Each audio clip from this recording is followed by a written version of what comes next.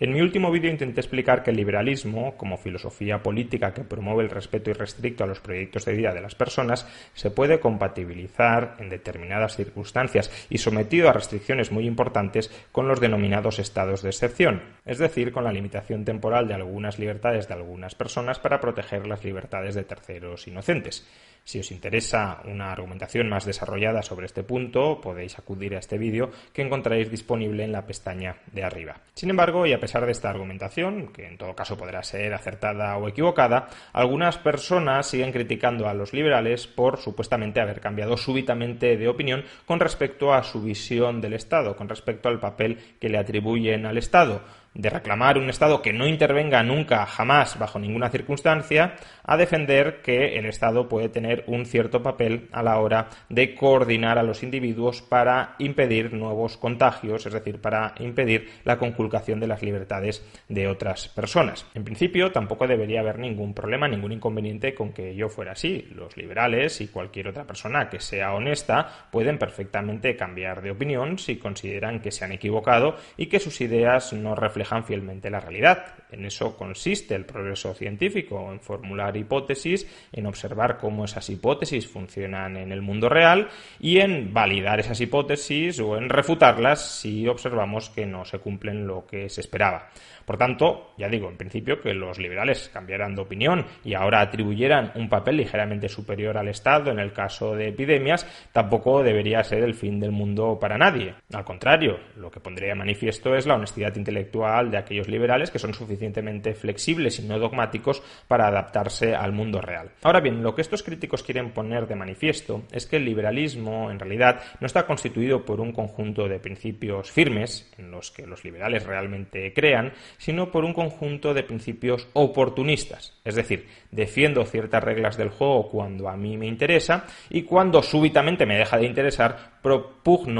propongo que esas reglas del juego cambien de nuevo en función de mi interés. En este sentido, cambiar de opinión sobre la marcha y en función de los intereses particulares de una persona, evidentemente sí constituiría un auténtico misil en la línea de flotación, ya no del liberalismo, sino de cualquier otra filosofía política que se postule y que se precie de ser o de aspirar a ser universal.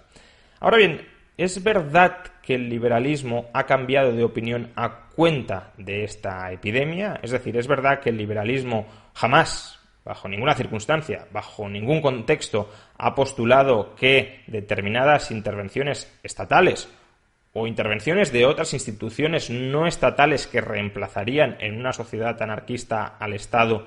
ya digo, que esas intervenciones estatales o no estatales son del todo incompatibles con el marco filosófico del liberalismo? Bueno, permítanme leerles 3 fragmentos de 3 obras liberales que se escribieron y publicaron antes de la situación actual y que por tanto no se pudieron ver influidos por el contexto económico y social que hoy estamos viviendo. En primer lugar, Derecho, Legislación y Libertad, de Friedrich Hayek, y más en concreto el tercer volumen de esta obra, de este libro, El orden político de la sociedad libre, publicado en el año 1979.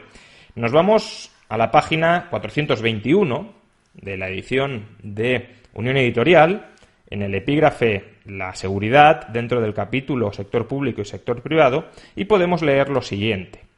No es necesario tratar aquí con más amplitud la segunda función que el gobierno debe cumplir indiscutiblemente, incluso en un estado mínimo, la defensa contra los enemigos externos.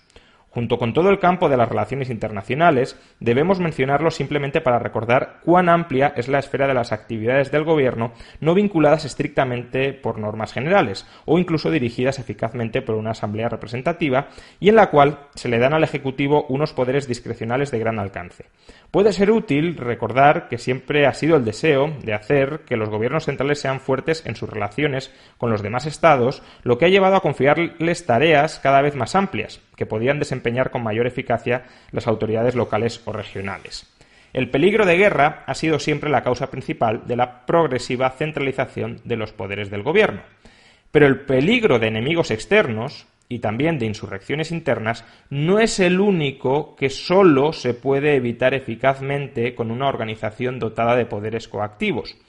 Pocos pondrán en duda que solo esta organización puede ocuparse de las calamidades naturales como huracanes, inundaciones, terremotos, epidemias, etc., y adoptar medidas capaces de evitarlos o remediarlos. Recordemos esto una vez más para poner de relieve otra razón por la que es importante que el gobierno controle los medios materiales y sea sustancialmente libre de usarlos discrecionalmente. Por tanto, Hayek, en la que es probablemente su obra de filosofía política más importante, Derecho, Legislación y Libertad, en el libro tercero, donde intenta acotar cuáles son las funciones legítimas del Estado, pone claramente de relieve que la lucha contra las epidemias es una de esas funciones, una de esas competencias. No estoy diciendo que Hayek tenga necesariamente razón en lo que está postulando. No estoy diciendo que todo el planteamiento que os he leído sea un planteamiento que yo considere 100% correcto. Pero lo que sí estoy diciendo es que ya en el año 79, el que fuera uno de los pensadores liberales más insignes del siglo XX, Friedrich Hayek, ponía a las epidemias como un ejemplo de campo donde la intervención del Estado sí resultaba legítima. De nuevo, no estoy diciendo que Hayek tuviera necesariamente razón. Hay críticas que se le pueden hacer, pero desde luego no cabe afirmar que los liberales hayan cambiado súbitamente de opinión ante la pandemia que estamos viviendo. Vamos ahora con otro libro, en este caso de mi autoría, Una revolución liberal para España, del año 2013. Si nos vamos al epílogo, y más en concreto a la página 378, podemos leer: no existe ninguna presunción a favor de que una persona o grupo de personas coaccionen a otra persona o a otro grupo de personas. Instintivamente, todos repudiamos que iniciar la violencia contra otros seres humanos es algo malo que deberíamos intentar minimizar. Todos rechazamos el robo, el secuestro, el asesinato o la esclavitud como formas de interacción social y nos opondríamos a padecerlas e incluso a que otros semejantes las padecieran. En cierto modo, parecería que la presunción con la que natural e instintivamente operamos es justo la contraria a la de aceptar la violencia. Indubio pro libertate, a saber, cuando dudemos, maximicemos las esferas de libertad y minimicemos las de coacción. Por supuesto, una presunción no es una certeza universal. Que la violencia sea rechazable en principio no significa que necesariamente deba serlo en todos y cada uno de los casos. Podría haber circunstancias donde no iniciar la violencia condujera al caos más absoluto, a la miseria y a la extinción del grupo humano. Por ejemplo, si una sociedad fuera infectada por una pandemia que se extendiese rapidísimamente y que acarreara una muy elevada mortandad, probablemente muchos considerarían aceptable obligar aún mediante la fuerza a todos los individuos a vacunarse. Pero incluso aquí tenderíamos a reclamar que el problema se solventara con la mínima coacción necesaria durante el mínimo tiempo imprescindible. Dicho de otro modo, incluso cuando la iniciación de la violencia pudiera quedar justificada, desde luego no cualquier nivel de violencia quedaría justificado. Y vamos ahora con un tercer libro, también de mi autoría, de hecho el último libro que he publicado sobre liberalismo, se llama Liberalismo, los 10 principios del orden político liberal, del año 2019. Si acudimos al 10º principio, el de la globalización, en la página 178 podemos leer lo siguiente.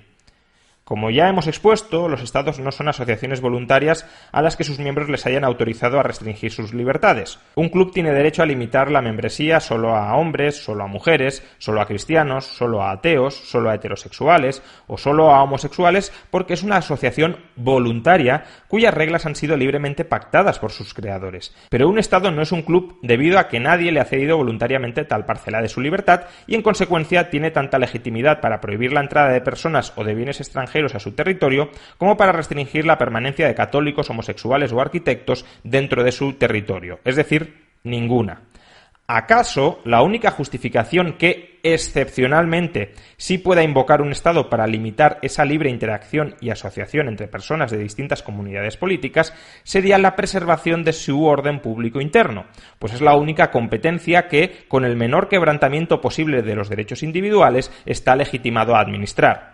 Por ejemplo, Un Estado podría legítimamente limitar la entrada de personas o mercancías a su territorio si éstas fueran portadoras de un virus altamente infeccioso o si se sospechara que forman parte de un comando militar extranjero para invadir el país. O asimismo podría condicionar la entrada y permanencia dentro del territorio del país a que una persona dispusiera de un espacio privado en el que alojarse, es decir, a que esa persona no necesite ocupar espacios públicos o privados que no tiene ningún derecho a ocupar. Pero en esos casos, lo que hace el Estado es modular el ejercicio de los derechos de algunos individuos para evitar la conculcación de los derechos de otros individuos. Lo que el Estado no estaría legitimado a hacer es, en cambio, anular arbitrariamente tales derechos. De nuevo, no estoy diciendo que estas argumentaciones sean impecables o que no puedan ser criticadas porque no contengan ningún error. Perfectamente pueden tenerlo y perfectamente pueden ser sometidas a refutación con mejores argumentaciones. Lo que sí estoy diciendo es que ya en 2013 y en 2019, antes, por supuesto, de que hubiese ningún síntoma, ningún amago de que la pandemia actual iba a estallar por todo el planeta, los liberales, y en este caso más en particular yo, en dos obras, defendíamos que podía haber excepciones al principio general de libertad, porque si ese principio general de libertad de unas personas se ejerce irresponsablemente, es decir, si esas personas no se pueden hacer cargo de no contagiar a otros, en tal caso puede estar justificado limitar temporalmente su libertad para no dañar a terceros inocentes. Por tanto, más allá de si esta argumentación es correcta o no es correcta, es una argumentación que se ha mantenido de manera más o menos coherente a lo largo del tiempo y no se puede acusar a los liberales de haber mutado su argumentación oportunistamente en función de las circunstancias. Básicamente, como dicen algunos, que nos ha entrado miedo ahora y como nos ha entrado miedo ahora, estamos dispuestos a renunciar a los principios que normalmente hemos defendido. Al contrario, incluso cuando no había ninguna previsión de que esto pudiera llegar a suceder, ya planteábamos que las epidemias o las pandemias eran fenómenos ante los que el Estado podía limitar temporalmente las libertades de unas personas para proteger las libertades de terceros inocentes. En todo caso, démonos cuenta de que lo que sí han hecho los liberales ha sido plantear siempre estas excepciones como algo excepcional. Es decir, no se trata de dotar al Estado de nuevos poderes permanentes para controlar la libertad de las personas. Se trata de que excepcionalmente las libertades de unos se puedan limitar para proteger las libertades de otros, porque los unos no son capaces de ejercer responsablemente su libertad, en tanto no pueden evitar que otro se contagie. Aquellos que dicen que, como los liberales estamos planteando ahora excepciones, estas excepciones habría que plantearlas siempre en situaciones también de normalidad, que en ese contexto más normal el Estado tuviera poderes similares a los que tiene ahora, lo que en realidad están invocando es el establecimiento de una tiranía. En situaciones normales, donde la libre interacción de las personas se puede regular perfectamente con la presunción de libertad, es decir, yo te respeto a cambio de que tú me respetes, porque los dos podemos controlar si cada uno respeta al otro, sería descabellado, sería liberticida que el Estado se arrogara poderes extraordinarios para cercenar esas libertades, es decir, sería del todo innecesario, injustificable, liberticida, repito, que el Estado pretendiera establecer un estado de alarma cuando no hay ninguna situación subyacente de alarma que lo justifique. Sería del todo injustificable que el Estado recluyera a las personas en su domicilio de manera permanente, aunque no hubiese ningún motivo vinculado a la protección de las libertades de otras personas que lo justifique. Por tanto, está muy bien que algunas personas pretendan formular críticas contra el liberalismo. Siempre es bueno que se critique a una filosofía política para ver si resiste o no intelectualmente las críticas, pero en este caso concreto estaría mejor que aquellos que formulan críticas de supuesta incoherencia del liberalismo se intentaran informar antes sobre lo que el liberalismo en estos temas ha venido tradicionalmente defendiendo. Aprovechemos la cuarentena para reflexionar, para pensar, para informarnos sobre aquellos argumentos que queremos formular y en especial si esos argumentos son críticas frente a otras personas o frente a otras ideologías, constatemos, cerciorémonos de que esas críticas están adecuadamente formuladas y de que no son consecuencia de nuestro propio desconocimiento sobre lo que esas filosofías políticas o esas personas están realmente defendiendo.